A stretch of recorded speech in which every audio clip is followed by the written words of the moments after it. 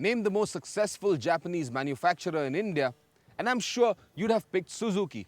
Name the Japanese manufacturer in India whose products are the most desirable. I'm sure you will pick Honda. But there is a third big Japanese manufacturer in India.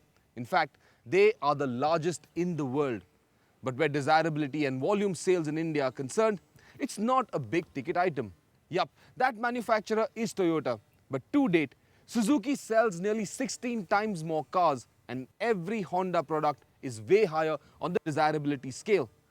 The reason behind that is for nearly a decade that Toyota has been in India, they have never ever played the volume game, and neither have their products ever had an attractive form factor. But that is about to change. Toyota is finally making themselves available to the masses. But form factor?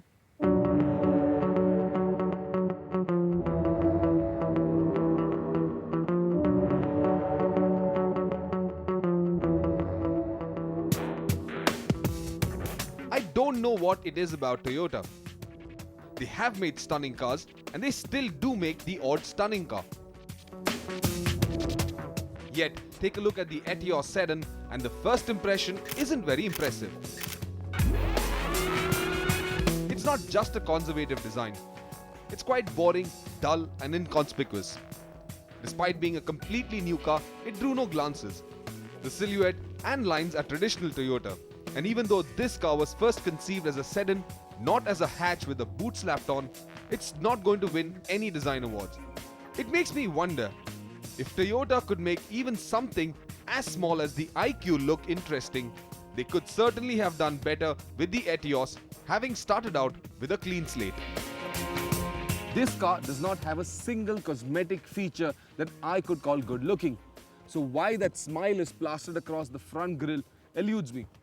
Toyota calls it the smile line. They might as well have called it the modesty line, because this car knows it's not good looking, but it's supremely confident about everything else. For instance, this car knows it's got basic interiors built to a price, but it knows there is method behind that mediocrity. Take a look at the odd AC vents. The reason they've been stacked one above the other and offset is because that provides uninterrupted airflow. The one-piece seats with integrated headrests remind me of the Nano, but they're cost-effective. The one highlight for me is the flat-bottomed steering wheel, which looks like it belongs in a sports car. Yet another unique feature is the single wiper blade. Cost-effective? Yes, but not the most practical solution because it doesn't extend as far as it should. What is practical is the huge and deep boot. What Toyota also set out to do was provide immense space and comfort inside the cabin, and that has been achieved. And that's primarily because of this deep bench. The seat isn't sculpted around the edges, which actually reduces space, but it's supportive and it allows 3 people to sit abreast without crossing their elbows. And then there's a flat floor, so all 3 passengers also have enough space to place their feet comfortably.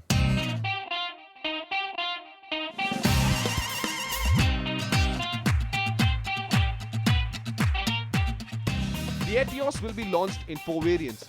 The basic J car will be pretty simple, but the fully loaded DX on our test will have twin airbags, an integrated stereo with an aux port, ABS and alloys. But then Toyota is betting that when push comes to shove, customers are going to want drivability, efficiency and comfort over styling. The Etios sedan gets a 1.5-litre 16-valve DOHC petrol engine. It makes around 90 PS at 5,600 RPM and 120 Nm of torque at 3,000 RPM. What's immediately apparent is that this is a very smooth and refined motor. Okay, there is some amount of engine noise, not an energetic or vivacious soundtrack, but more of an audible growl. But it's never distracting unless you rev this engine very hard. Even the 5-speed gearbox is very smooth.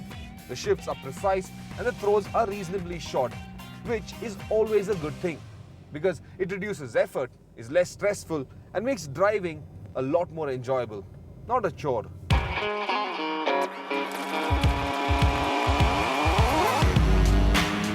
The Etios is the lightest sedan in India with a curb weight of just 930 kilos.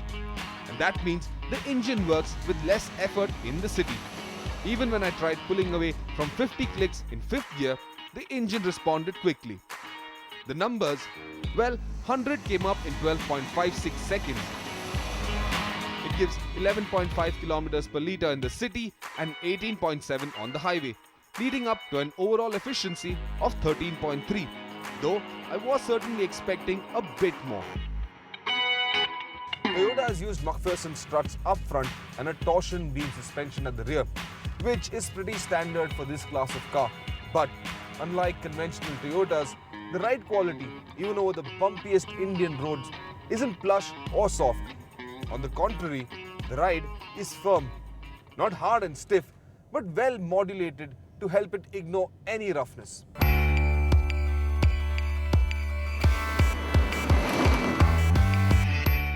High-speed stability is par for the course, and in handling terms, the Etios feels planted and in control at all times. The steering is precise and communicative, though a little more weight at higher speeds would have been welcome. And surprisingly, even though this is Toyota's practical value offering, it actually feels more sporty and dynamic than any other Toyota I've ever driven. You will actually be able to have so much more fun in this car.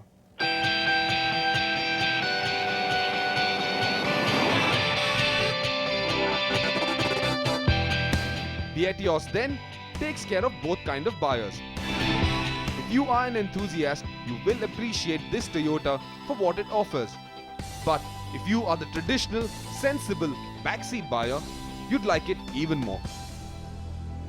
The thing about the Etios is you have to learn to ignore the way it looks. It isn't bad looking. We were just expecting something more inspirational. But that inspiration comes from the way this car drives. The manner in which every mechanical aspect in the Etios comes together shows that the 3 years spent in developing this product are well worth it.